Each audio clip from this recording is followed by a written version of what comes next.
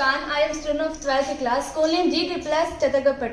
तो आज मैं आपके सामने जो मॉडल प्रस्तुत करने जा रही हूँ, जो ना एक यूनिक मॉडल है बल्कि सभी बच्चों के लिए यूजफुल भी है।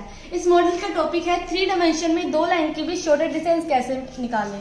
इससे पहले सभी बच्चे शॉर्टेस्ट डिस्टेंस के फॉर्मूले का रट्टा लगाते थे, लेकिन इस मॉडल की हेल्प से बच्चे बड़ी आसानी से शॉर्टेस्ट डिस्टेंस का फॉर्मूला याद कर सकते हैं। तो 3 डायमेंशन ज्योमेट्री में X axis, Y axis, Z axis होते हैं। जैसे कि आप देख सकते हैं, ये तीनों एक्सिस एक दूसरे को 90 डिग्री के एंगल पर इंटरसेक्ट करती है। ये तीनों एक्सिस से 8 ऑक्टेंस बनते हैं, जैसे मैं छोटे से मॉडल में दिखा रखा है। 4 ऑक्टेंस ऊपर बनती है, 4 ऑक्टेंस नीचे बनते हैं। तो स्पेस में जो 2 लाइनें होती है, उनकी 3 तरह की सिचुएशन बनती है। सिचुएशन नंबर 1 होती है जब दोनों लाइनें एक दूसरे को इंटरसेक्ट करती हो।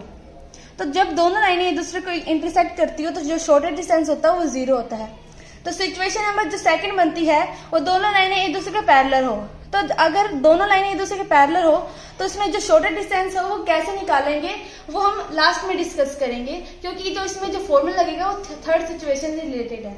जो सिचुएशन नंबर 3 बनती है, जब दो लाइनें ना तो एक दूसरे के पैरेलल हो ना एक दूसरे को इंटरसेक्ट करती हो। जैसे कि आप देख सकते हैं, तो ये दोनों लाइनें ना तो एक दूसरे के पैरेलल है और ना एक दूसरे को किसी पॉइंट पे इंटरसेक्ट करती है। तो इनके बीच ये जो शॉर्टेस्ट डिस्टेंस है वो कैसे निकालेंगे वो हम इस मॉडल में समझेंगे। तो इस मॉडल में जाने से पहले हम इसमें यूज होने वाले 2 फॉर्मूले के बारे में डिस्कस करेंगे। जो पहला जो फॉर्मूला है वो प्रोजेक्शन का फॉर्मूला है, जो सेकंड फॉर्मूला है वो क्रॉस प्रोडक्ट का है।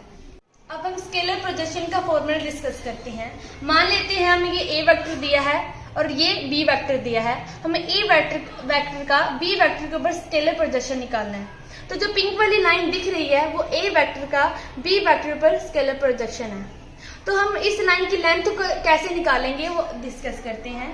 तो एक्चुअली में ये एक राइट एंगल ट्रायंगल का बेस है, तो हम इसमें कोस थीटा फॉर्मूला लगाएंगे। थीटा क्या है? थीटा ए वेक्टर और बी वेक्टर दोनों आपस में जो एंगल बना रहे हैं वो थीटा है। तो कोस थीटा का फॉर्मूला क्या होता है? बेस अपॉन में हाइपोटेन्यूज, जहां से हमें बेस की वैल्यू मिल जाती है जो कि होता है ए कोस थीटा। तो जो ए कोस थीटा का डॉट प्रोडक्ट का फॉर्मूला भरेंगे, जो कि ए वेक्टर डॉट में बी वेक्टर डिवाइड में ए बी होता है।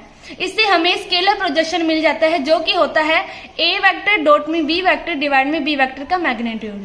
तो अब इसमें यूज होने वाले हम सेकंड फॉर्मूले की तरफ चलते हैं, जो कि क्रॉस प्रोडक्ट का फॉर्मूला है। तो क्रॉस प्रोडक्ट का फॉर्मूला क्या होता है? b1 वेक्टर क्रॉस में b2 वेक्टर बराबर होता है b1 b2 sine theta n की कैप, जहाँ पे n की कैप एक ऐसा यूनिट वेक्टर है जो दोनों वेक्टर के परपेंडिकुलर है।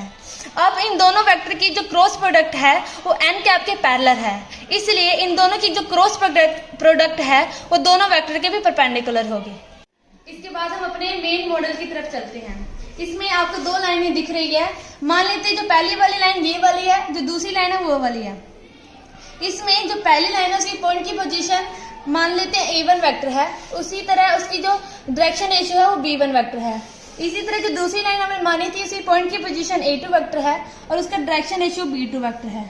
तो इसके बीच जो शॉर्टेस्ट डिस्टेंस जो रेड वाली लाइन है वो इसकी शॉर्टेस्ट डिस्टेंस है, वो कैसे निकालेंगे? तो जो रेड वाली लाइन है वो दोनों लाइन के परपेंडिकुलर है और हम जानते हैं 2 लाइन की डायरेक्शन रेशियो उन दोनों का क्रॉस प्रोडक्ट भी दोनों लाइन के परपेंडिकुलर होगा।